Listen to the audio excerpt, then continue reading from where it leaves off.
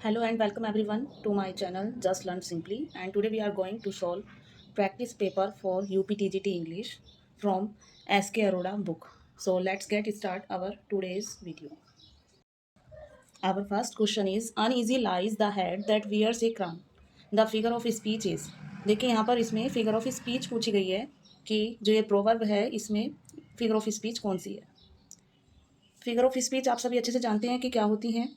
ये हमारी जो राइटिंग होती है, पोएटिक क्रिएशन होती है, उसमें उसको ब्यूटीफाई करने के लिए यूज़ की जाती हैं, जिससे कि वो ज़्यादा एक्सप्रेसिव वे में व्यक्त की जा सकें, ज़्यादा अट्रैक्टिव बनाया जा सके किसी भी पोएटिक क्रिएशन को। इसीलिए राइटिंग में फिगर ऑफ स्पीच को यूज़ किया जाता है। यहाँ पे जो ये हमारे पास प्रोवर्ब है, uneasy lies the head that bears a crown, इसका मीनिंग है कि हेड जिस पर जिम्मेवारियों का बोझ होता है, यानी कि यहाँ पे देखिए क्या बोला गया, head that wears a crown. अब यहाँ पे जो हेड क्या वियर करता है, क्राउन। और क्राउन किसके सिर पर होता है, किंग के। मीन्स जिसके सिर पर क्या होती है, राजा के ऊपर क्या होती है, रिस्पॉन्सिबिलिटी होती है पूरे किंगडम की, एम्पायर की। सो यहाँ पे कहा गया है बहुत ही क्लेवरली, देखिए विटी सेइंग है ये, कि क्राउन जिसके सिर पर होता है उसके लिए सो पाना बहुत ही मुश्किल होता है, यानी कि जिसके सिर पर जिम्मेवारियों का बोझ है उसका चैन की नींद सोना बहुत ही मुश्किल है। और यहाँ पर फिगर ऑफ स्पीच पूछी गई है, तो हमारे यहाँ पे आई होप आप सभी जानते होंगे कि आंसर क्या होगा, synecdoche. Synecdoche figure of speech में जो पार्ट को एज ए होल रिप्रेजेंट किया जाता है। यहाँ पर देखिए डायरेक्ट किंग ना कहकर क्राउन को ये बताया गया कि हेड जिस पर क्राउन होता है, और अब किस हेड पर क्राउन होता है, यानी कि किंग बोल सकते हैं, या फिर जो जैसे कि एक तरह से हम कहें तो मुखिया भी हो सकता है इसमें घर का, कि जिसके ऊपर रिस्पॉन्सिबिलिटी होती है। तो यहाँ पे एज ए पार्ट होल को रिप्रेजेंट किया गया है। यहाँ पे सिर्फ एक पार्ट को बताया गया है, क्राउन को, उसी से होल को रिप्रेजेंट किया है। सो दैट्स वाई हमारे यहाँ पर फिगर ऑफ स्पीच होगी सिनक टकी। और इसका अगर और एग्जांपल देखें हम, जैसे कि मजदूरों के लिए क्या यूज़ करते हैं, हायर्ड हैंड। हायर्ड हैंड ये मीन्स यहाँ पर एक तरह से लेबर ना बोलकर उनको क्या बोल रहा है, हायर्ड हैंड्स। पूरा एक लेबर ना बोलकर उनके एक पार्ट्स को इंडिकेट कर दिया गया है, हैंड्स के, किराए के हाथ। किराए के हाथ, मजदूर ना बोलकर किराए के हाथ बोल दिया गया है। तो ये हमारा सिनक डकी का एग्जाम्पल है। आई होप आप सभी को समझ आया होगा अच्छे से। सेकंड क्वेश्चन है मैन इज एंटायरली डिफरेंट। यहाँ पर देखिए हमारा फिक्स्ड प्रपोजिशन का क्वेश्चन है। डिफरेंट के साथ में हमारी कौन सी प्रपोजिशन आएगी, फिक्स्ड प्रपोजिशन आती है डिफरेंट के साथ में, from. Man is entirely different from other animals in the utter helplessness of his babyhood. Different के साथ में हमारी प्रपोजिशन आ गई है फ्रॉम।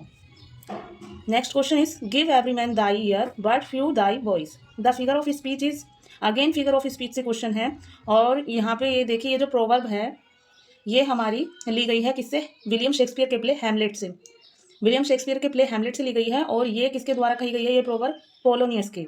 पोलोनियस अपने बेटे लेआर्टिस को ये एडवाइस दे रहा होता है जब वो फ्रांस के लिए रवाना होता है, कि give every man thy year but few thy voice. इसमें आगे भी है लाइन्स के, नीदर ए बोरोवर और नॉर ए लैंडर, के ना तो किसी को उधार दो ना किसी से उधार लो, इससे जो रिश्ते हैं वो तो ख़त्म हो जाते हैं और बाकी सब भी खत्म हो जाता है। तो इस तरह से कुछ पोलोनियस अपने बेटे लियार्टिस को सलाह दे रहा है, एडवाइस दे रहा है जब वो फ्रांस के लिए जा रहा है, शेक्सपियर के प्ले हैमलेट में। ये उसी की लाइन है कि सबको कान दो बट आवाज़ कुछ को ही दो। तो यहाँ पर क्या है, हमारी फिगर ऑफ स्पीच क्या हो जाएगी, एंटीथेसिस। एंटी हमारा आंसर हो जाएगा एंटीथेसिस। यहाँ पर कौन सी फिगर ऑफ स्पीच यूज़ की गई है, एंटीथेसिस। अब देखिए जैसे कि हमने यहाँ पे इसके फिगर ऑफ स्पीच के साथ में ये भी जान लिया कि ये किस प्ले से है, ये लाइन हैमलेट से है। और किसने बोली है, पोलोनियस ने अपने बेटे लैटिस को ये एडवाइस दी है। इसी तरह से यहाँ पे देख लेंगे, ये जो हमारी फर्स्ट क्वेश्चन था, यहाँ पर जो ये लाइन ली गई है, uneasy lies the head that wears the crown, ये हमारे विलियम शेक्सपियर के ही प्ले हेनरी फोर्थ के पार्ट 2 से ली गई है।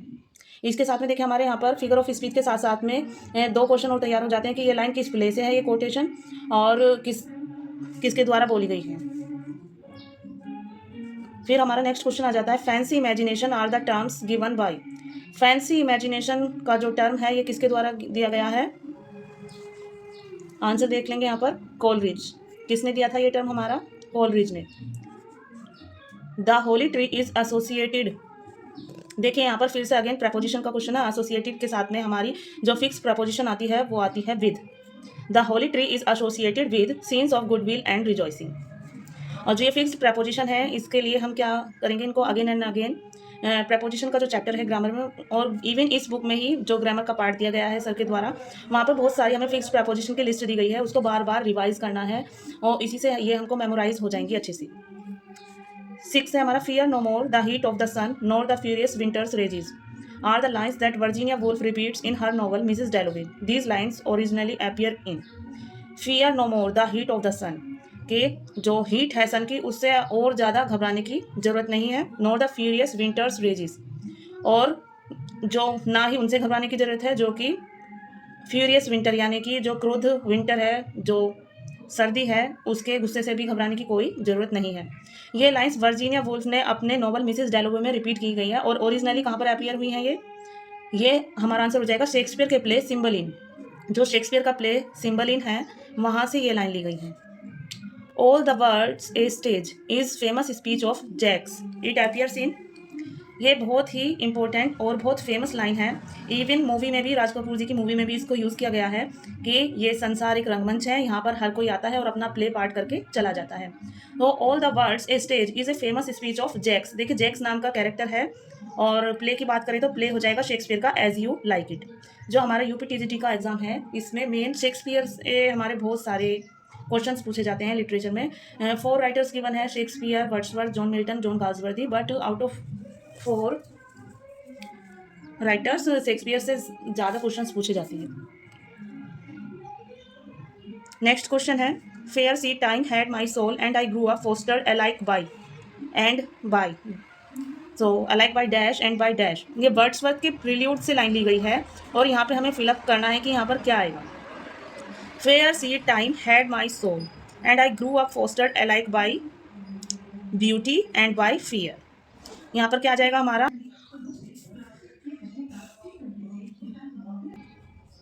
नेक्स्ट क्वेश्चन है हमारा in a selection of language really used by man is Wordsworth statement that appears in. ये देखिए ये स्टेटमेंट किसके द्वारा कही गई है, वर्ड्सवर्थ के द्वारा की गई है और ये कहाँ पर अपीयर हुई है हमें ये बताना है. तो in a selection of language really used by man यानी कि उन्होंने ऐसी लैंग्वेज का सिलेक्शन किया है जो कि रियली कॉमन ऑर्डिनरी पीपल के द्वारा यूज़ की जाती है.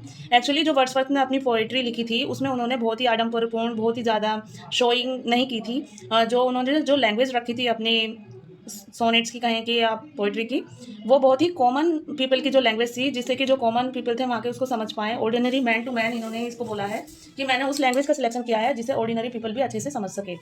तो इसके लिए उन्हें बहुत सारे जो पोइट्स थे, अदर ऑथर्स थे, उन्होंने बहुत ज़्यादा उस टाइम पे क्रिटिसाइज़ किया था. बट इस क्रिटिसिज्म को उन्होंने पॉजिटिव वे में लिया और जब 1800 में लिरिकल बैलेड का सेकंड एडिशन आया, प्रीफेस टू लिरिकल बैलेड, उसमें इन्होंने ये अपनी जो ये है स्टेटमेंट ऐड की थी. इन्होंने क्रिटिसिज्म को पॉजिटिव वे में लिया और अपनी बातें सबके सामने रखी कि मैंने जिस लैंग्वेज का सिलेक्शन किया है वो रियल में ऑर्डिनरी मैन के द्वारा यूज़ की जाने वाली है. उनका मानना यह था कि अगर हम किसी चीज़ की क्रिएशन कर रहे हैं यानी कि जो पोइट्री हम क्रिएट कर रहे हैं उसको किसके लिए कर रहे हैं कि जो हमारी ऑडियंस है, सपोज जैसे कोई मूवी बनती है या प्ले होता है, वो किसके लिए होता है, ऑडियंस के लिए होता है. अगर उसको समझ आएगा तो वो अच्छा है और अगर समझ ही नहीं आएगा तो फिर वो किस काम का है. अब जैसे कि टीचर है, उसके पास बहुत सारी नॉलेज है और वो स्टूडेंट्स को अच्छे से डिलीवर नहीं कर पाता है तो उस नॉलेज का क्या ही फ़ायदा.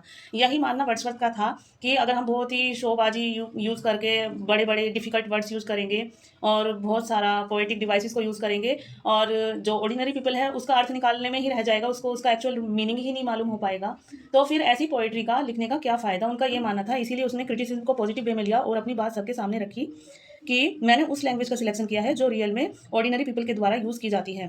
प्रीफेस टू लिरिकल बैलेड हमारा आंसर हो जाएगा. नहम तैत इज़ नोन फॉर. देखिए ये नहम तैत का नाम बार बार सुनने में आता है और इसका आंसर जो हमारा बहुत ही ईजी हो जाएगा. इनको किस लिए जाने जाता है कि इन्होंने giving a happy ending to King Lear. जो शेक्सपियर का प्ले किंग लियर है एक उनकी 4 मेजर ट्रेजेडीज़ में से वन ऑफ प्ले है, वन ऑफ द ट्रेजेडी है किंग लियर शेक्सपियर की, और जिसको उन्होंने हैप्पी एंडिंग दी है नहम तैत ने. इसी के लिए नहम तैत को जाना जाता है. Which is the correct spelling. Correct spelling देखिए हमारा वर्ड है एट्रोसिटी.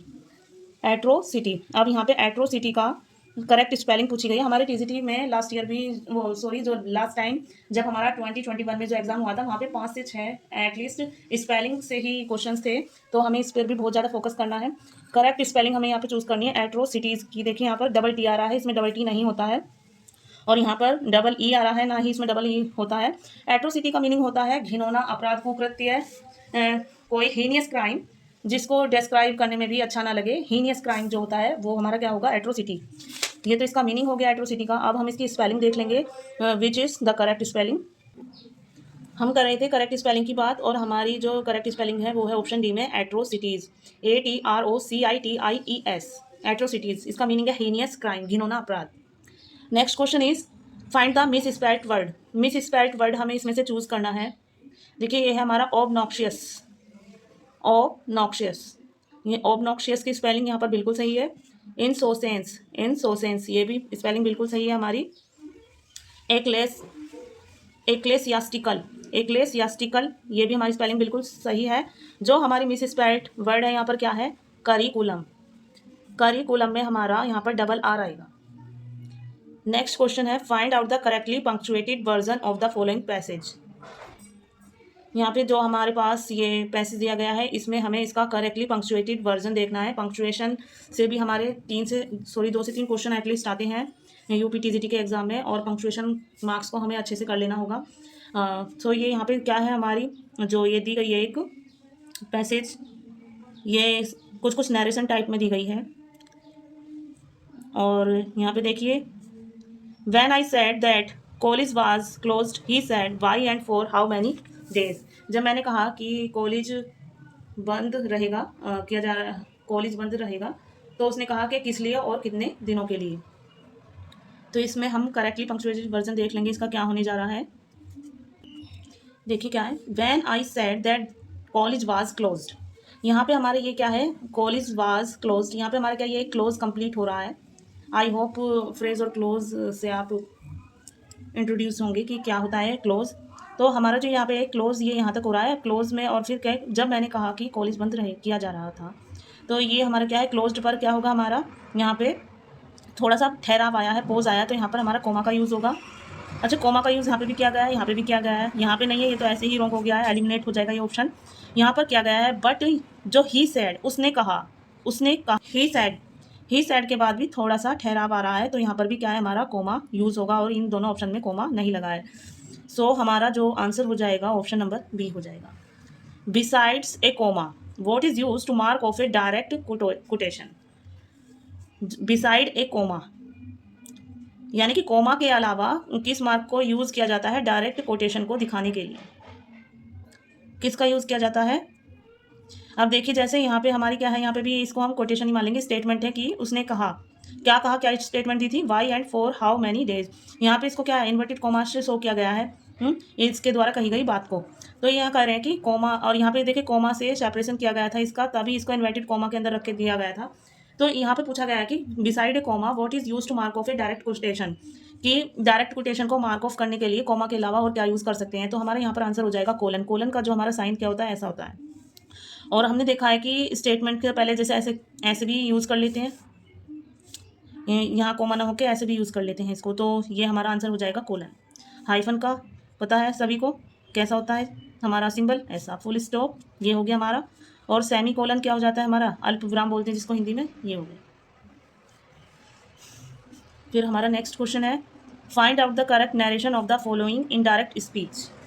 डायरेक्ट स्पीच की करेक्ट नरेशन फाइंड आउट करनी है, और यह he bade me goodbye, इसका करेक्ट आंसर हो जाएगा he said to me goodbye. Option number A is right. Next question number 16 transmutation is the opposite of. देखिए यहाँ पे हमसे इसका अपोजिट पूछा गया है, ये मीन्स एंटोनियम पूछा गया है ट्रांसम्यूटेशन का, और ये हमारा वोकैब से लिया गया है। वोकैब सेक्शन को भी हमें छोड़ना नहीं है, इक्वली इंपॉर्टेंस देनी है, इससे भी बहुत सारे क्वेश्चंस पूछे जाते हैं। और ट्रांसम्यूटेशन का साउंड्स लाइक है ट्रांसफ़र, मीन्स चेंज होना, तो इसका हमारा मीनिंग हो जाएगा ट्रांसफॉर्मेशन, चेंज, और वी कैन से मेटामॉर्फोसिस, यानी कि ट्रांसम्यूटेशन मीन्स चेंज। और हमें इसका यहाँ पर अपोजिट बताना है। तो हमारा देखिए पहले हमें देख लेंगे, सारे ऑप्शंस को देखते चलेंगे। इनवॉलेंट्री, इनवॉलेंट्री मीन्स अनैच्छिक, जो बिना इच्छा के हो। ओपैक हो जाएगा हमारा अनक्लियर, इम्प्लिसिट, जो क्लियर नहीं है। अपारदर्शी है, अस्पष्ट है। हेजी है। अनकैम्प्ड, अनकैम्प्ड हमारा क्या हो जाएगा, मैला, जो गंदा है, डर्टी है। अनबोज्ड है, फिल्दी है, ये हमारा हो जाएगा अनकैम्प्ड। तो हमारा ट्रांसम्यूटेशन का अपोजिट यहाँ पर क्या हो जाएगा, परपेचुएशन। परपेचुएशन का मीनिंग है कंटिन्यूएशन। देखिए यहाँ पे ट्रांसम्यूटेशन का मीनिंग हो गया चेंज होना, और परपेचुएशन का मीनिंग हो गया कंटिन्यूएशन हो गया, यानी कि वो कंटिन्यूएशन है, जारी है, और ये चेंज हो रहा है इसमें। तो यहाँ पर ट्रांसम्यूटेशन का अपोजिट हो जाएगा परपेचुएशन। स्पेलिंग पर भी ध्यान देंगे कि ये मिस स्पेल्ड वर्ड में भी पूछा जा सकता है। Next question is having womanly traits is known as. Womanly traits यानी कि जिसमें औरताना गुण हो, जो वुमेन की तरह बिहेव करे, ऐसे मैन को हम क्या बोलते हैं, क्या बोलते हैं? ई फेमिनेट। ई फेमिनेट, जो औरतों की तरह व्यवहार करते हैं मैन, उनको क्या बोलते हैं? ई फेमिनेट। ये जो हमारा वर्ड है यूनक, ये हमारा थर्ड जेंडर के लिए यूज़ करते हैं। और मैचो यानी कि जो मैन होते हैं स्ट्रॉन्ग बॉडी शॉडी बना के, उनको क्या बोलते हैं? मैचो मैन बोलते हैं। मर्सिनरी यानी कि जो हायर्ड सोल्जर्स होते हैं, यानी कि जो किराए पर काम करते हैं, पैसे के लिए, मनी के लिए काम करते हैं, ये वर्ड उनके लिए यूज़ किया जाता है। मर्सिनरी हायर्ड सोल्जर के लिए, स्पेशली फॉर सोल्जर्स के लिए यूज़ किया जाता है, जो कि मनी के लिए वर्क करते हैं। और ये लास्ट एग्जाम में वोकैब में पूछा भी गया था, मर्सिनरी वर्ड। नेक्स्ट क्वेश्चन है choose the correct spelling. Again spelling से क्वेश्चन है। यहाँ पे कोरोबोरेट की स्पेलिंग पूछी गई है। और देखिए कोरोबोरेट में हमारे क्या है, डबल आर आता है, तो ये हमारे तीनों ऑप्शन एलिमिनेट हो जाएंगे। ऐसे ही option D is the right answer, corroborate. CORROBORATE, corroborate. Corroborate की स्पेलिंग को अच्छे से ध्यान रखेंगे। नेक्स्ट क्वेश्चन है the correct antonym of tyro is. Tyro का एंटोनियम पूछा है। टायरो का मीनिंग होता है which is new in something, यानी कि जिसको एक्सपीरियंस नहीं है, इनएक्सपीरियंस है। और न्यू है, नॉविस है, ये तो इसका सिनोनियम हो जाएगा। और टायर्ड मीन्स थका हुआ होता है। अलर्ट मीन्स यानी कि जो कोशिश है, वॉचफुल है, जो अलर्ट है, सावधान है। So virtuoso, virtuoso means that is skilled in something और एक्सपीरियंसड इन समथिंग। जो एक्सपीरियंसड है वो क्या है? वर्चूजो है। टायरो हमारा क्या हो गया? नौसिखिया हो गया, न्यू हो गया, नोविस हो गया। नेक्स्ट क्वेश्चन है हमारा change the following into an indirect statement and indicate the correct one. यहाँ पे हमें नरेशन दी गई है इसकी, इसको इनडायरेक्ट स्टेटमेंट में चेंज करना है। देखिए यहाँ पे हमें डायरेक्ट स्टेटमेंट दी गई है, इनडायरेक्ट में चेंज करना है। ऊपर हमारे पास क्या दिया गया था कि इनडायरेक्ट को डायरेक्ट में चेंज करना था। अब यहाँ पर हमें इसको इनडायरेक्ट स्टेटमेंट में चेंज करना है। She said let us sing together. She said के हमें साथ में गाना चाहिए। अब वो क्या कर रही है? ऐसा प्रपोज कर रही है। यहाँ पे सैड को प्रपोज्ड में चेंज कर देंगे। प्रपोज तो यहाँ पे इनमें तीनों ही सेंटेंस में दिया गया है। अब हम कैसे फाइंड आउट करेंगे? यहाँ पे देखिए अस दिया गया है, लेट के बाद में क्या है? ऑब्जेक्टिव केस यूज होता है। सो यहाँ पे हमने वी ना लिखकर लेट के बाद में ऑब्जेक्टिव केस होता है, और उसको हमने, तो यहाँ पे वी का क्या है? ऑब्जेक्टिव केस अस है, उसको लिया है। Late us sing together, propose किया है, तो ये हमारा यहाँ पे आंसर क्या हो जाएगा? She propose that we should sing together. यहाँ पर लेट हट गया है, और तो जो यहाँ पे तो ये ऑब्जेक्टिव केस था, अब यहाँ पे हमने इसको सब्जेक्टिव केस में चेंज कर दिया है वी। तो यहाँ पे देखिए, यहाँ पे तो दे है, वैसे ही रॉन्ग हो जाएगा। और सी प्रपोज टू सिंग टुगेदर, यहाँ पे दिया ही नहीं गया है कि किसको प्रपोज किया, तो हमारा ऑप्शन नंबर बी क्या है? करेक्ट हो जाएगा। सो हमारा आंसर है she propose that we should sing together. I hope आपको ये वीडियो अच्छी लगेगी, और आगे में हम 20 क्वेश्चन ही करेंगे। आगे के क्वेश्चन हम नेक्स्ट वीडियो में करेंगे, क्योंकि वीडियो ज़्यादा लंबा हो जाता है तो अपलोड करने में प्रॉब्लम होगी।